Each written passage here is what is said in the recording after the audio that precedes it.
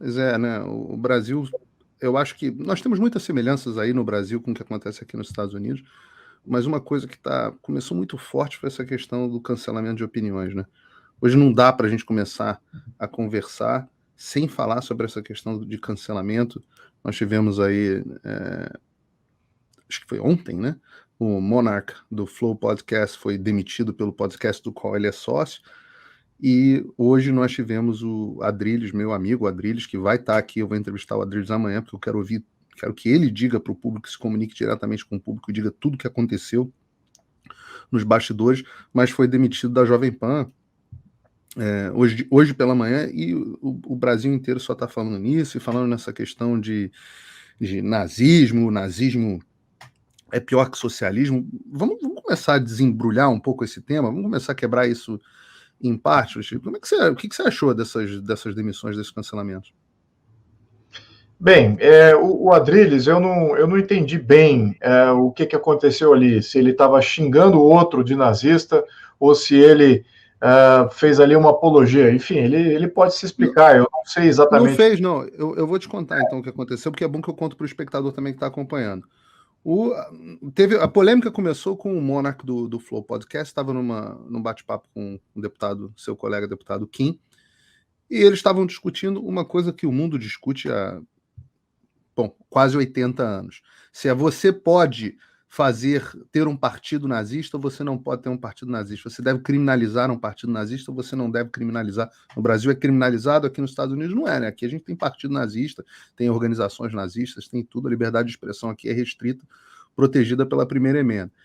E no Brasil não, no Brasil é proibido. E aí uma discussão aconteceu num determinado momento de Monark, que é uma pessoa que tem uma visão mais libertária, aquela coisa de uma pessoa que acorda de passar o dia fumando maconha e tal, fala assim, não, eu acho que tem que ter, e a posição normal dos libertários é essa, eu acho que tem que ter partido de tudo, inclusive não tinha que ter criminalizado o partido nazista. O Kim Kataguiri, inclusive, com a mesma posição de que o partido nazista não deveria ser criminalizado. E aí houve uma discussão se uma vez que o partido nazista é criminalizado, por que o partido comunista não é criminalizado? Porque em termos no ranking de assassinatos e execuções e mortes, o comunismo está bem à frente do nazismo. Bom, obviamente isso virou uma polêmica muito grande. O Flow Podcast eu acho que é o maior podcast do Brasil. Ele foi demitido, né, do próprio podcast, e eles ganham uma grana, é caro pra caramba anunciar no Flow Podcast. E aí, num dado momento, num dos negócios que eu tenho, eu cheguei a propor uma vez uma parceria e um anúncio no Flow, e era caro, a gente acabou não indo adiante, mas era caro. E aí, num determinado momento, essa polêmica ganhou muito corpo e virou assunto dentro da Jovem Pan, onde o Adrilles começou a discutir com o Diogo Schelp, e a posição do Adrilles, especificamente, era de que, de fato, o comunismo era muito pior em termos do ranking de morte do que o nazismo, mas que nenhum dos dois deveriam ser permitidos, nenhum dos dois deveriam ser aceitos. E aí a discussão se torna muito acalorada. Num determinado momento, o apresentador, eu esqueci o nome dele, é uma pessoa que entrou depois que eu saí da PAN, ele encerrou a discussão e falou assim, tá bom, Adrilles, e o Adrilles se despede, e aí quando ele se despede, ele faz assim, tá bom, tchau, e até amanhã. E esse print que eu fiz aqui agora, esse tchau e até amanhã, quando esse print aqui já vai viralizar na internet. Porque as pessoas entenderam que quando o Adrilles fez esse tchau, assim, ele estava fazendo uma saudação nazista. E a impressão que eu tenho, e amanhã o Adrilles vai dizer, não, se a minha impressão está correta ou não, é que o próprio apresentador teve essa percepção, essa ideia, e virou para o Adrilles e falou assim, pô, brincadeira, Adrilles. E eu quero saber o que aconteceu nos bastidores, amanhã o Adrilles vai contar pra gente. Mas, de um modo geral, a partir daí, o Adrilles fez um vídeo falando, olha, eu passei 30 minutos aqui sentando o pau no nazismo, não é possível que ninguém considere que eu seja nazista. Mas não foi o suficiente e ele foi imediatamente desligado da Jovem Pan. Primeiro ele ia ser suspenso. Eu não quero fazer spoiler aqui do que aconteceu, ele tem que dizer amanhã. Mas primeiro ele ia ser suspenso, o Tutinha ligou para ele para dizer que ele ia ser suspenso, depois ele acabou demitido. E no final das contas, ninguém pode, em sã consciência, imaginar que o Adrilles é nazista, né? O Adrilles, com aquela cara dele de ariano puro, Ariano cearense, né? No caso dele de Minas, eu acho que o Adriles é mineiro. Se não me engano, ele tem alguma coisa do Oriente Médio, tem alguma. Eu me lembro conversando com ele. Bom, já estou te interrompendo aqui. Continua aí. Não, mas essa foi a polêmica, eu só estou atualizando aqui as pessoas de qual foi a polêmica. E no final das contas, ele foi demitido. Eu conversei bastante, longamente, hoje de manhã com o Adriles, e falei para ele: olha, se comunica com o público. Se comunica com o público direto, diz o que aconteceu, porque esse cancelamento que estão fazendo com você. Aliás, eu fiz o que. Eu não sei por que. Ele perguntei para ele: Adriles, algum jornalista te procurou para você ser entrevistado? Ele falou: não. Eu falei: mas o que aconteceu? O normal do jornalista é ele ter curiosidade sobre o fato e querer ter exclusiva, etc. Eu falei: então vai ser no meu canal que eu quero que vocês comuniquem com o público. E amanhã, às 7 horas da noite, o Adriles vai estar aqui comigo. Bom, eu vou começar a conversa dizendo o seguinte: nazismo é nacional-socialismo. Isso é que é o nazismo. Tá? Ele é baseado no socialismo. Tá? Veio do socialismo. Assim como o fascismo veio do socialismo. Então, eles não precedem o socialismo, vieram do socialismo. Então, a trajetória histórica das ideias, o nazismo e fascismo derivam do socialismo. Bom, e tem as políticas, a aplicação prática, tanto do nazismo como do fascismo, praticamente hoje o mundo é fascista. Né? Os sistemas de governo do mundo representam modelos fascistas em diferentes graus. Né, graus mais tênues, graus mais radicais, mais interventores. O próprio Stalin foi considerado o grande traidor da Revolução Russa. Ele não acreditava nessa coisa de comunismo. Quem é comunismo? Comunismo o ismo define quem tem o poder. Então, comunismo é a comuna que tem o poder, não é o Estado central. E o fascismo é a FAT, é a concentração, é a centralização. O fascismo é exatamente o poder central. O Stalin era fascista. Stalin era comandante de um poder central, queria centralizar cada vez mais e aplicou e fez. Ele teve tanto sucesso no sucesso do ponto de vista de estabelecer-se como Estado, governante forte, etc. Não do ponto de vista da sociedade, do cidadão, muito pelo contrário.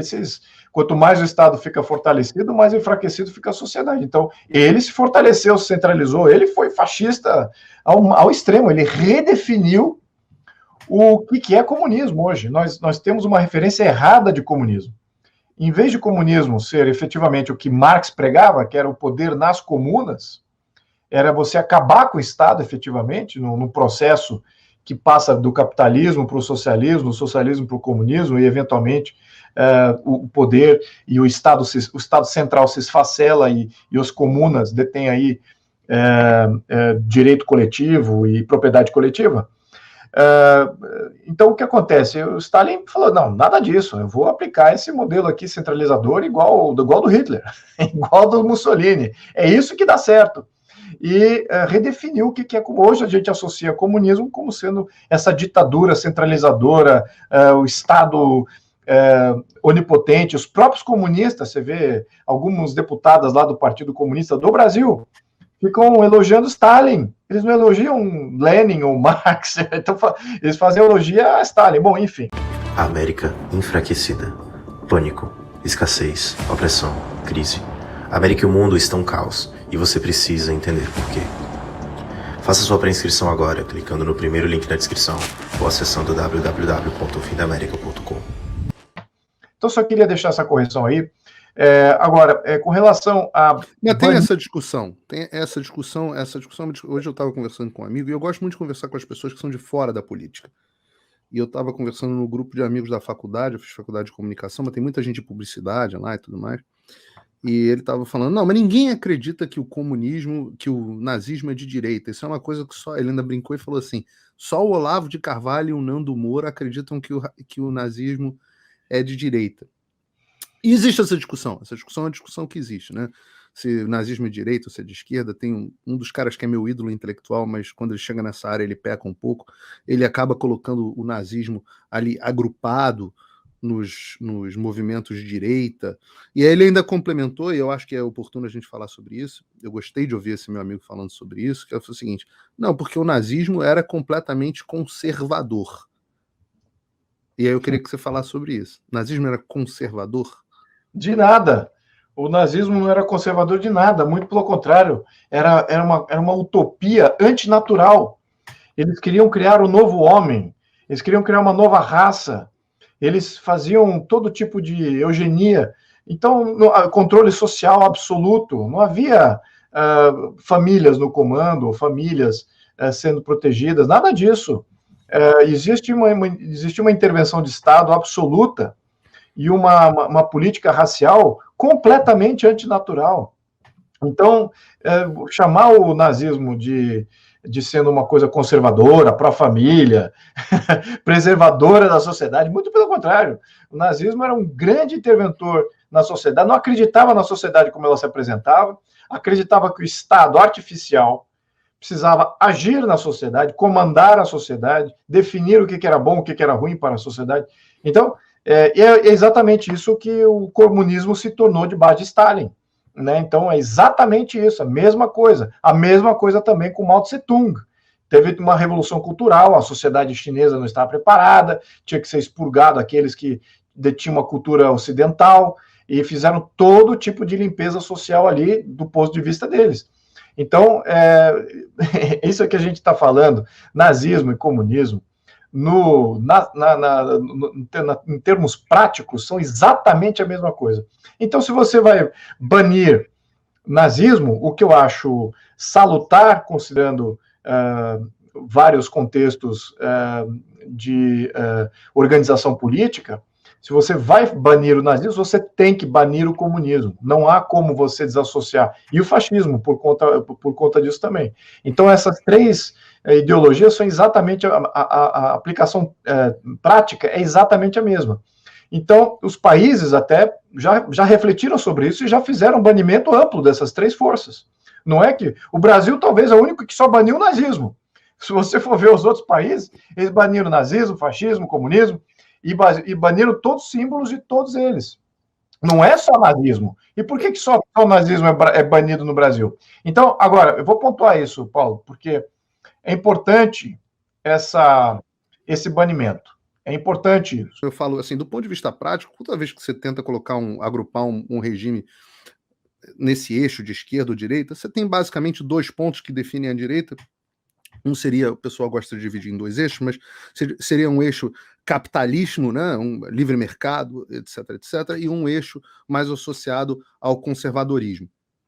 Quando você está falando do ponto de vista de capitalismo, bom, o regime nazista era zero capitalista, né, um regime absolutamente controlado pelo Estado, onde o Estado escolhia quais empresas poderiam produzir sempre os campeões nacionais, as empresas que dariam orgulho ao país e aí por diante, com regras específicas e muito, muito controle do partido.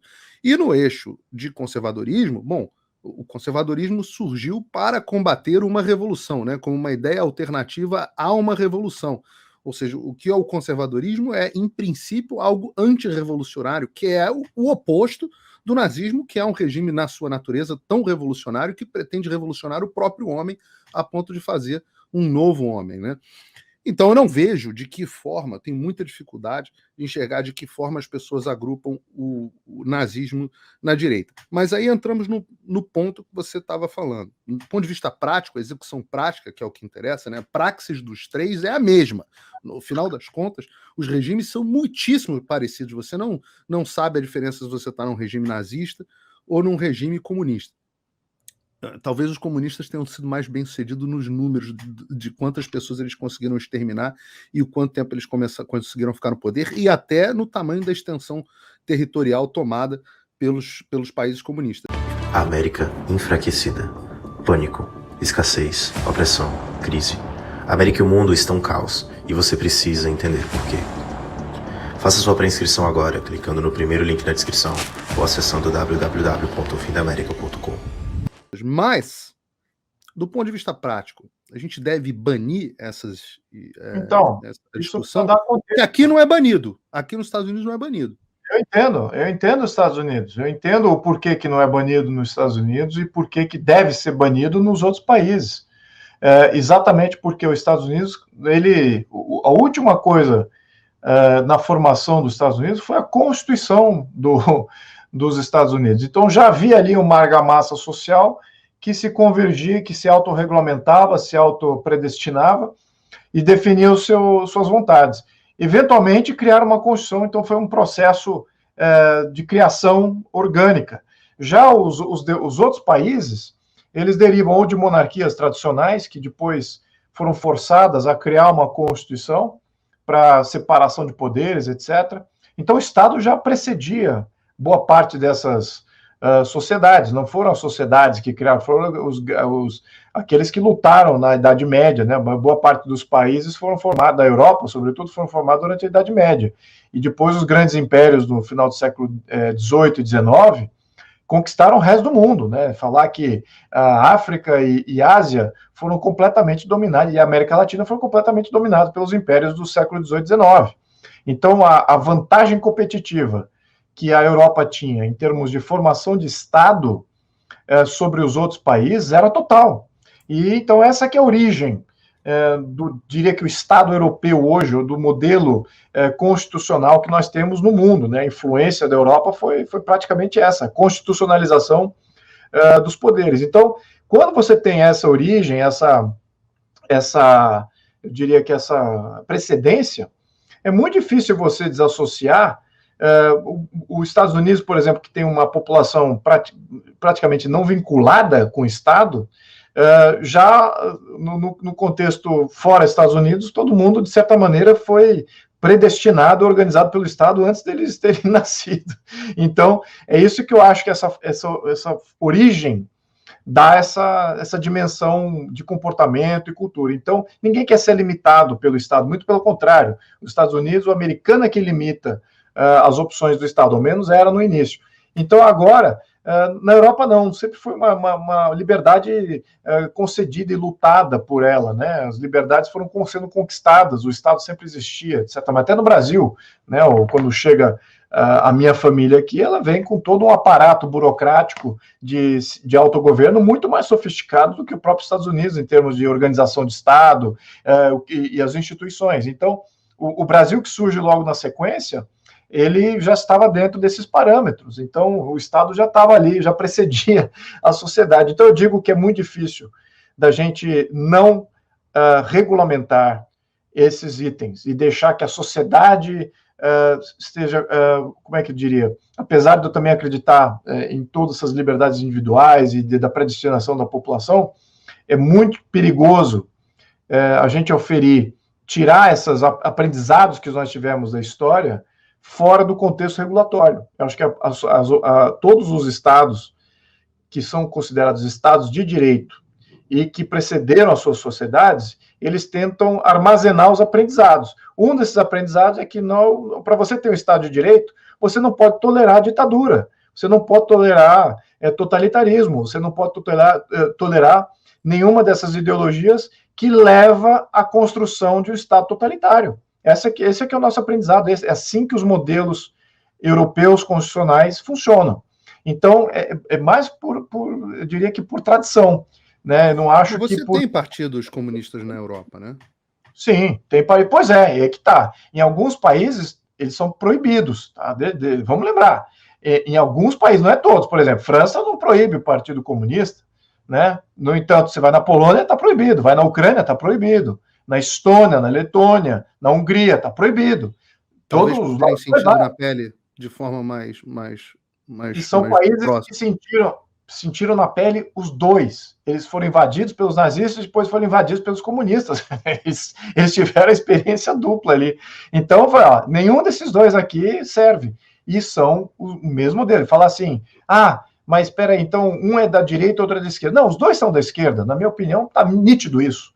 Não tem como você entender. O da esquerda, como ela se constitui hoje, não como a esquerda que a gente viu durante a Revolução Francesa. Durante a Revolução Francesa, quem era a direita? A direita era o clero, a monarquia e a aristocracia. E o exército, né, se poderia dizer assim, o exército imperial, o exército real. Então, eu diria que isso aqui era a direita, lá no século XVII, XVIII, XIX. Agora, no século XX inverteu, a esquerda assumiu o poder. A esquerda era as mobilizações burguesas, né, na época da Revolução Francesa. Agora, quando chegou no século XX, a esquerda assume o poder e cria uma burocracia anônima que age como tiranos, né, agem como reguladores da sociedade. Muito pior do que existia, talvez, até durante os períodos absolutistas do século XVII e XVIII.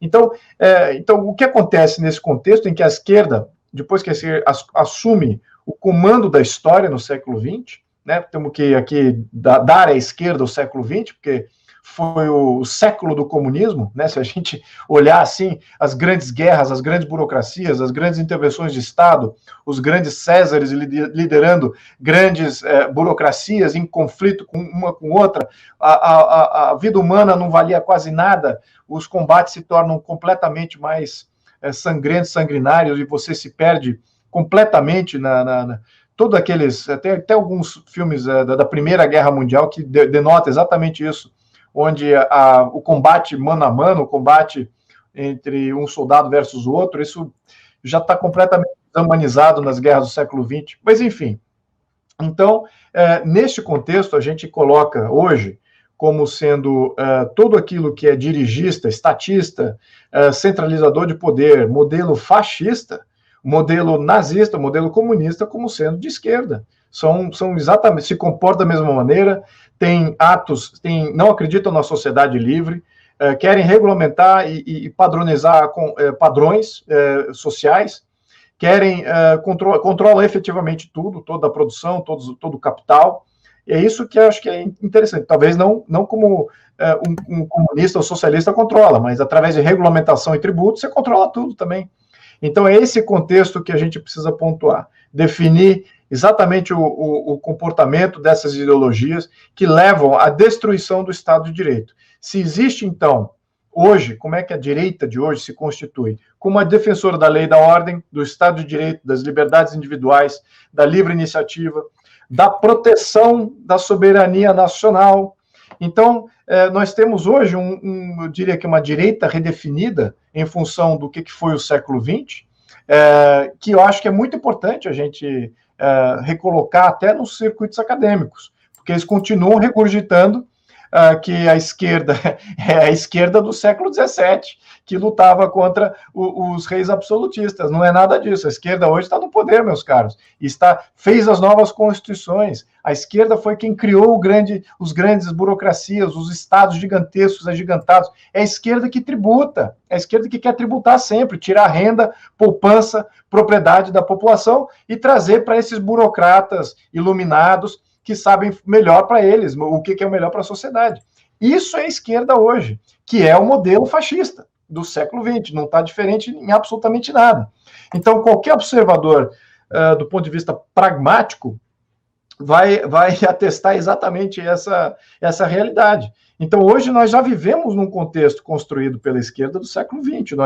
Nós não voltamos atrás do que era o século XIX só porque elegemos um presidente que é conservador. Não estamos muito distante de um modelo de praticamente que seria o sonho dos libertários de não Estado, que era o que efetivamente existia naquele período, né? Você só tinha os impérios, eles eram praticamente só as forças armadas e talvez os juízes, mais nada.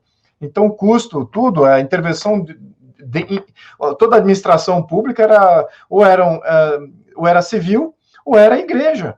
Então não existia essa intervenção toda, essa tributação toda, e a história tributária do Brasil denota exatamente isso, né? Um crescimento tributário violento no século XX. A América enfraquecida. Pânico, escassez, opressão, crise. A América e o mundo estão um caos, e você precisa entender por quê. Faça sua pré-inscrição agora, clicando no primeiro link na descrição, ou acessando www.fimdaamerica.com. E o que eu estou discutindo, deputado, é o seguinte, eu entendo seus pontos de vista, mas não entendi e faço uma reflexão de como é que a gente proíbe linhas de pensamento, ideologias. No fundo, é isso que a gente está falando. Então, meu ponto, infelizmente, Paulo, infelizmente, eu preciso fazer todo esse arco. Eu não consigo, talvez, em muitas dessas lives que a gente participa, o tempo de exposição é muito pequeno, você tem que ser conciso e curto. Aqui não tem tempo, não precisa ser conciso. É por isso que eu estou te dando tempo. Você está no Joe Rogan aqui. Você é um bom amigo, você Obrigado, tem cultura e conhecimento, então eu vou disponibilizar todo o tempo que for necessário para você quando você me requisitar. No entanto, eu preciso realmente expor isso tudo. Então, do ponto de vista, se estivéssemos hoje no século XX e houvesse uma decisão, um voto, vamos banir todos os símbolos comunistas, fascistas, nazistas, vamos banir todos os partidos comunistas, fascistas e nazistas, vamos banir todas as ideologias, ou a pregação da ideologia, e isso fosse a voto hoje no plenário brasileiro, e estivéssemos no século XX, estamos no século XXI, lembrando alguns aqui, só para a gente contextualizar. Eu votaria a favor do banimento completo ou contra? Eu votaria totalmente a favor. E seria extremamente enérgico em cobrar do governo uma desnazificação, uma limpeza geral da burocracia. Porque foi exatamente isso que aconteceu na Alemanha. A Alemanha passou 10 anos desnazificando, buscando os nazistas na sua burocracia, nos seus meios. Muitos mudaram de nome, muitos imigraram, fugiram, etc., etc. Eram responsáveis por crimes contra a humanidade.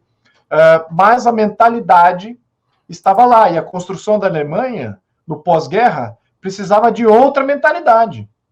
Né? Não podemos, como Einstein dizia, não podemos tentar resolver novos problemas com o mesmo pensamento que a gente tinha, que criou os problemas. Então, o que criou os problemas? O socialismo, a República de Weimar, que foi criada, que gerou, que deu todo o contexto constitucional para o nazismo.